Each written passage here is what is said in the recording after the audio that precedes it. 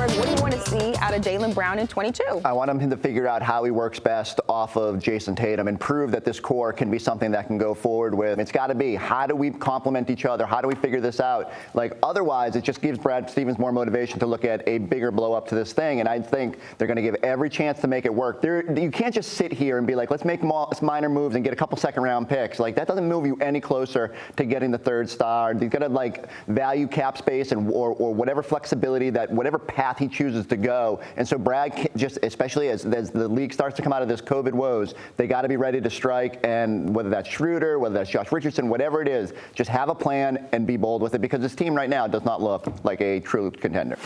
Forsberg, you really had the crystal ball on that one. Dennis Schroeder, Josh Richardson, oh my God. I paid Max to pluck the only one that I made sense in, because there's like 5 others where I say just like complete garbage about like going after a lottery pick and stuff like that. So I'm glad that on December 31st, I had like the clairvoyance to be like, okay, let's see how this all plays out. By January like 13th, I was losing my mind. So don't go find those tapes. But I'm glad that Brad followed the prescription I laid out there on December 31st. Well, 2023 is right around the corner. 2022 was a wild ride for the Celtics. So let's take a look back at some of those highlights, starting with Jayson Tatum lighting the fuse for the Celtics. 51 points against the Wizards. I mean, that was the lighter for the rest of the season and also for the postseason run that the Celtics had. Yeah, and so this is what we had been waiting on. And so again, if you go back a year ago, there was like Joe Johnson was playing in games. Yes. There was COVID really ravaged this roster. Man. Romeo Langford was starting multiple games, but they finally got healthy, and this was late January, and all of a sudden Jayson goes out there,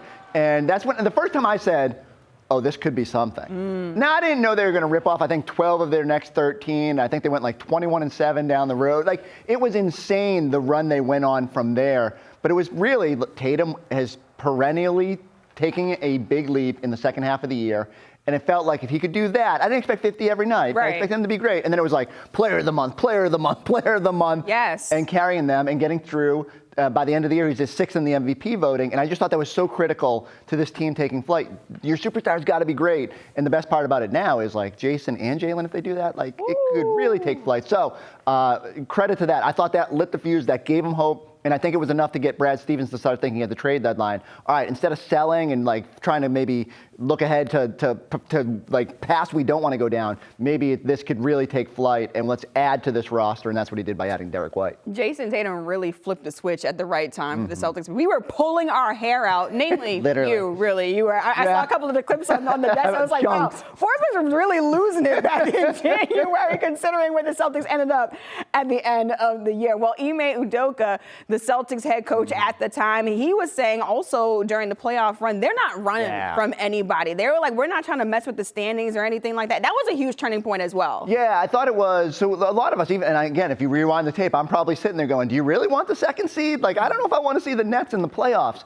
But Ime would sit up there and project this confidence, and I think that really rubbed off on his guys. Like, all of a sudden, they're thinking, yeah, like, we're not running for anybody. We're not scared of the Brooklyn Nets and the calamity going on down there.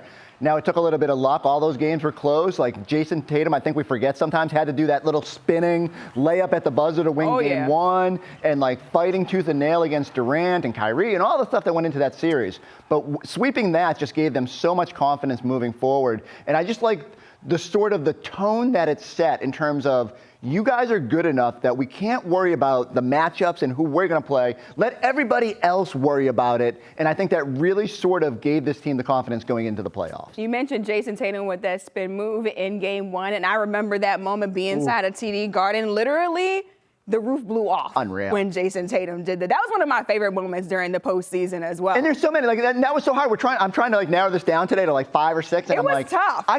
There was 100 I could go through, middle micro moments. And mind you, I didn't pick any Rob Williams in this and that. Like, you know how hard that was for me, so I'm just saying. That is very surprising that no Rob Williams is in any of this. Well, also, Al Horford in the Eastern Conference semifinals, dunking on Giannis. Like, that was a huge moment last year. I think this was probably my favorite moment from the playoffs, because I think we forget in the moment, like, what it meant. It was the Celtics were down 2-1 in this series.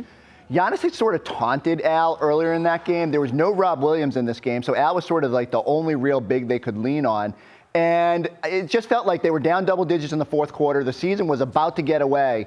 And here comes Al, monster dunk, puts Giannis on the floor. He slaps himself in the head also. He's like, I've never seen Al Horford this fired up. It was unbelievable. And so actually, one of my buddies was out in Milwaukee for this game. He had 2 seats, no one to go with. So I went down and watched the second half with him. And I don't get to see it from that sort of fan perspective, right? Especially not on the road. And it was crazy how it went from Milwaukee fans being real loud to real quiet when Al did that dunk. And you just felt the sort of the nature of the series. Now, it was a back and forth battle from there. And Tatum in Game 6 on the road and Grant Williams on Game 7.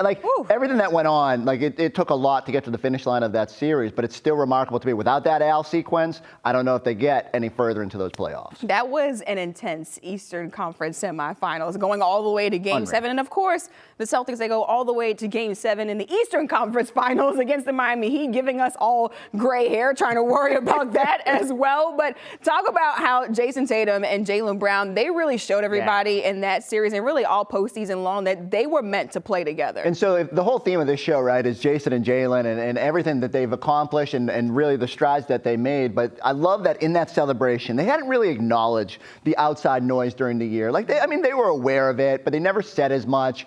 And as they're celebrating it, I forget if it's Jaylen, I think it was Jaylen turned to Jayson and said something like, and they wanted to split us up. And you just felt in that moment that, okay, they heard the noise. Everyone had doubted them. And yet, on the biggest stage, in the biggest moments, they found a way to get it done. They always said that this could work.